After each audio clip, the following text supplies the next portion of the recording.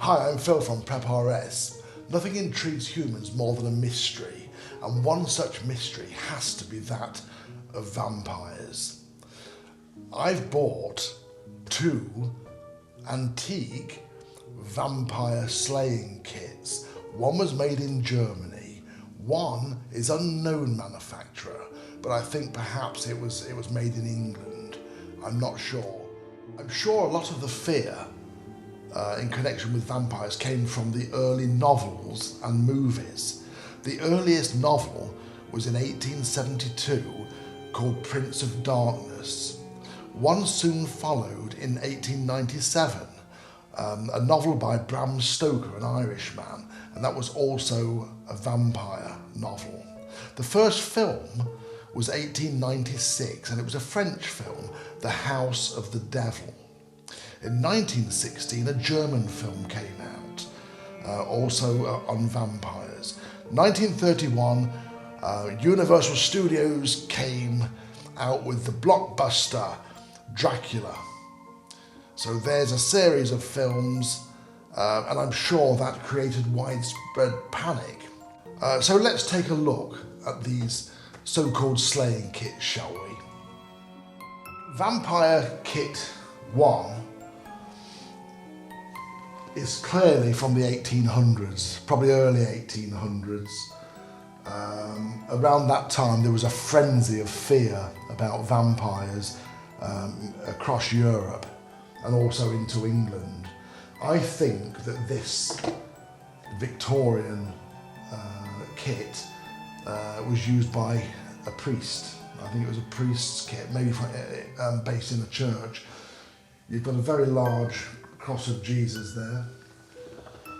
You've got a Holy Bible. Clearly a very old bottle containing holy water.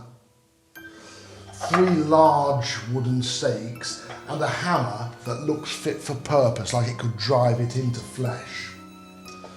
There's also a mirror, because it is said that vampires could not be seen in a mirror. A bit of dried garlic in a container, and a priest's scarf, which would make up part of his regalia. The final item in this one, other than candles, is a white handkerchief, which seems to be stained with blood, dried blood. Okay, so I think that this is a genuine exorcism and possibly vampire slaying kit. This is kit 2, and this has got a name on it. It was manufactured in Germany by Professor Blomberg, who was a man who manufactured such kits. It's very comprehensive. In the 1930s, there'd been several films on vampires released and several novels. And it's possibly from the fear of these films or novels that created a market for such kits. For sure, there were at least 2 vampires operating in, I think, Russia and in Northern Europe at the time. Dead bodies were being found with teeth marks in their neck. So there was a lot of fear at the time. We have a book of prayers, which is quite interesting, some candles, a lighter weight mallet. I wouldn't like to try and drive these stakes through someone's chest or their heart with that mallet, I must be honest with you. There's a knife with a cross on it, and there's a gun, interestingly, and I think this gun predates the 1930s. I'd say that this gun is 1800s, but with the gun there's a bullet making tool and a selection of balls, metal balls, which would be obviously shot out of it. There's also a powder flask, a small powder flask, which all seems about right. I don't see a mirror in here, but I do see a compass. We've got a rosary in there, small cross. Otherwise, it's a very, very good kit.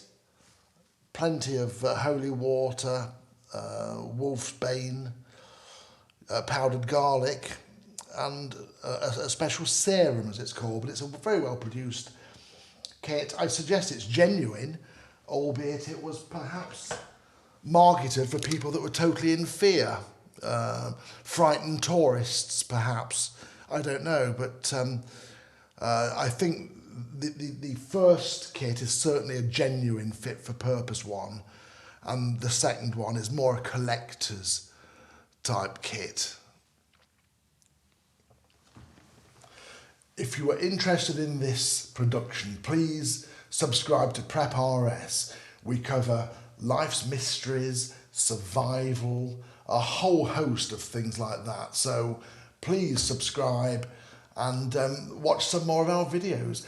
We've now got over 700,000 hits, so thank you very much if you're one of the people that watches regularly. Cheerio.